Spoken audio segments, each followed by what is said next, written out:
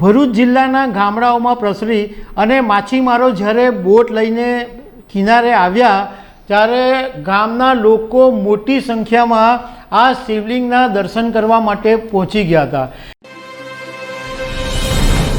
નમસ્કાર દર્શક મિત્રો, ભરૂચ જિલ્લાના કેટલાક માછીમારો દરિયામાં માછીમારી કરવા માટે ગયા હતા। એમણે દરિયાની અંદર માછલી પકડવા માટે ઝાડ નાખી તો એક એવી વજનદાર વસ્તુ ઝાડમાં આવી કે આ બધા માછીમારો ચોંકી ગયા અને એનું વજન એટલું બધું હતું કે એને બહાર કાઢવા માટે 10 થી 12 લોકોએ મહેનત કરવી પડી અને પછી જોયું તો એક ફટીકનું શિવલિંગ સામે આવ્યું। હવે આ વાત ભરૂચ જિલ્લાના ગામડાઓમાં પ્રસરી અને માછીમારો જ્યારે બોટ લઈને કિનારે આવ્યા ત્યારે ગામના લોકો મોટી સંખ્યામાં આ શિવલિંગના દર્શન કરવા માટે પહોંચી ગયા હતા। શિવલિંગની સાથે બીજી બધી વસ્તુઓ પણ હતી, તો એના વિશે તમારી સાથે વાત કરીશું। મારું નામ રાજેશ શાહ છે અને તમે જોઈ રહ્યા છો ખબર છે .com। દર્શક મિત્રો, ગઈકાલે એક એવા ન્યૂઝ આવ્યા હતા કે કર્ણાટકની અંદર રામદલ્લા જેવી જ એક પ્રતિમા મળી હતી। હવે આજે ભરૂચ જિલ્લાના જંબુસર તાલુકાના કાવી ગામના માછીમારો માછીમારી કરવા માટે દરિયામાં ગયા હતા અને એમાંથી 10-12 માછીમારો હતા।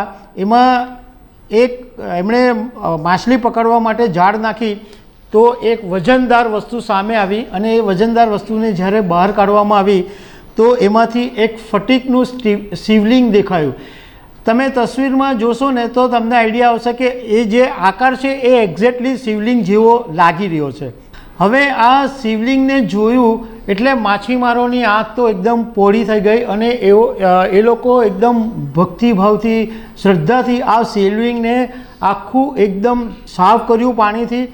તો એની અંદર એમાં શંખ હતો, સ્ફટિકનું જે શિવલિંગ છે એની અંદર શંખ હતો, એક નાની મૂર્તિ છે અને ચાંદીનો શેષનાગ છે એવું આ માછીમારોએ દાવો કર્યો છે।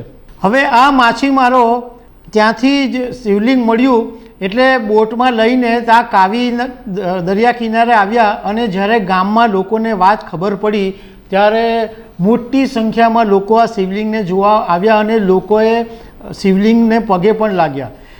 આ જે શિવલિંગ છે એનું વજન 100 કિલોથી પણ વધારે છે અને એની જે ઊંચાઈ છે એ 2.5 ફૂટની છે। હવે જંબુસરના PSI વૈશાલી આહિરને જાણ કરવામાં આવી અને વૈશાલી આહિર જ્યારે પોલીસ સ્ટેશનમાં આ શિવલિંગને લઈને ગયા અને એમણે પોતે એવી વાત કરી કે આ જે મને શિવલિંગ જેવું જ લાગી રહ્યું છે અને ગામના લોકો હવે એવું વિચારી રહ્યા છે કે ત્યાં કમલેશ્વર મહાદેવનું મંદિર છે અથવા બીજા કોઈ શિવ મંદિરની અંદર આ શિવલિંગને સ્થાપિત કરીને એની પૂજા અર્ચના કરવામાં આવશે। પરંતુ આ ગામના લોકો એકદમ ધન્ય થઈ ગયા છે કે ભાઈ એમને આ દરિયામાંથી એક મોટું શિવલિંગ મળ્યું છે અને એને આ ગામના લોકો ઈશ્વરની કૃપા માની રહ્યા છે। તો દર્શક મિત્રો, આવી અનેક વાતો સાથે અમે તમને મળતા રહીશું। Thank you very much.